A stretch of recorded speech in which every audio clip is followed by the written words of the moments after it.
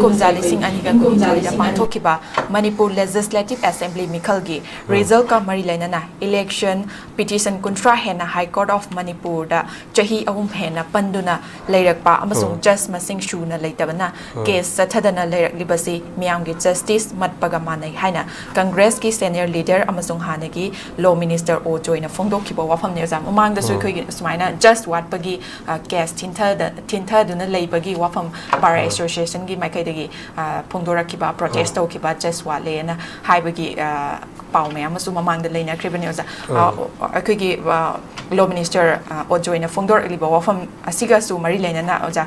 judicial system ase sumaina adum delay tawraga leiba taraga di koi miyamna thajaba watpagi mami ama urakpagi fibam do lerakadra na khanjai oza kari wafam thabi za khwaidagi maruiba ko health sector gi akoi adum pugai khre yam section ta gudo bani haidana ko thintaroi do bani justice agana law haije akoi land of laws ta hingi bani ko ane action rules na regulations na yamna akoi kana apa apa ma taw ya da ba niyom amagi maka da ko niyom sina mi bina sakolok da yam maroi gi haiba sida magi establish tor of ek laws du gatan nata bida masa masa ge community me agi customary laws na masa gi ba imu manungi maitai gi ju adegi maitai pangan gi ju adegi kabui gi magi sanna kangon ji masa gi hoijo community du gi bo lai jara kan da khoi wori bane ba hari madu matam chana miyam na deliver tawdra matam chana miyam na ngak tra matam chana miyam phangan dra ba adu tara ga di khunai du natraga laibak tu khoi gi yana ing tap marata pa laiba mo ibang ngamdri bane ba aduna manipur lai issues mayam chi gi cases mayam chi kasi di mari mangani gi thamakhai mu ki mamang la so dum high kre 5000 above the case mayam pending high court lai manipur high court lai ri aije aduna case ama pending lai ba yamna tenure lai ba posu lai ri ko atena matam gi period ama gi man ga loi gi du posa ama case na case sum sangdaraga matam gi wang madaga sakhi na justice bi hod ba mayam ama lakada ba lai hai bani athu bada ko mi fami pun natraga misi mina natraga yamna conflict thok ya ba da case ama lairaga di madu case ngai nari ngai da case tu thingdara kan da reason tu phanga matung da bogda ngasai gi kana bado kamiya pibungam da bagi makhani case makhal mayam lai ri ko sim masi yang kan justice delay is justice denied hai wa hai thamine ba masi kano hojik lai ba manipur high court se akhoi khangi hani mo veteran politicians hani mo ojoina hai ba se yamna chumba wafam amane ba aduna hojik si anyway sai gi kano case lising manga taruk ki matle pending lai re hai ba sida tawudadi masi dia akhoi yengsi masi high court of manipur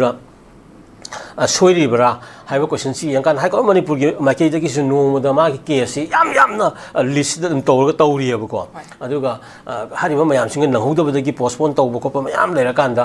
khali maru oi ba di judges sai do number of judges only ahum ka tane ba ji lai ji aduna case lising taruk tarit lai ba sida judges ahum sin na no mu da case ki am pa khala ka do no mo ju mi ni ne ko judges ju human being ni na ma gi suti kari gi res ki adui mathak da case ai ji tor kan da mana apa apa wakan khala lau thu ya pun ti ko case na gi merit te ba yam ju magi consent lawyers advocates ko conscience mayam de ki tar ko la ka lokal ka na magi decision on pira ka du ni yam to ba responsible loi ba kanu ni ko po ni ha ni ko lan na sa pa ya po te nei na ga do rim ne ba adu case ma loisna bo hona ba judge amana yam na ka kup thana hari ma du contents mayam sing adu nei na da ba ya da ba lai ba maram adu na heta magi ma pata ka na sidi sinangam lage sina ta holage na palaw lok thu ya ba na te ha ni da mayam si yeng kan da koi gi hoi harap ta gi bisu lai ja si tariate hengkal na ba hoji amkan honari ga ni ko masi honna ba na te khudak ta masi hapa dong ni concern authority gi kano se akoi attention ni draw ta ujeri ko yam thuna high court ta lai ba judge gi masing ahum da gi na tariat hengkani ga hari ba se yam thuna hayeng mak hangsin me ta hengat piro hai ni da aduga lai ba case mayam si judge tari si santor agadi hari ba pending case yam thuna kano khoi gi address tor ka ne ba maram aduna mayam sing asi lai ba sina khwai de gi hujik lai ba maroi ba darkar lai ba se just masing akoi tariat ngamagadi nipan mapan tara bo ko state amagi pot yeng mani na adubo hengal han biro aduga masi thindana kano koi gi mari leina ba authority sing da step lokal kanda ado hariba han veteran journalist an joina ga hariba issues mayam ari public ki grievances mayam su lei bani ko pending magi kano cases mayam si resolve tok do gi ko ado just tari si yam thuna akoi atawra kanda madu yen thong na kanda hariba pending cases mayam sing se yam thuna address tok si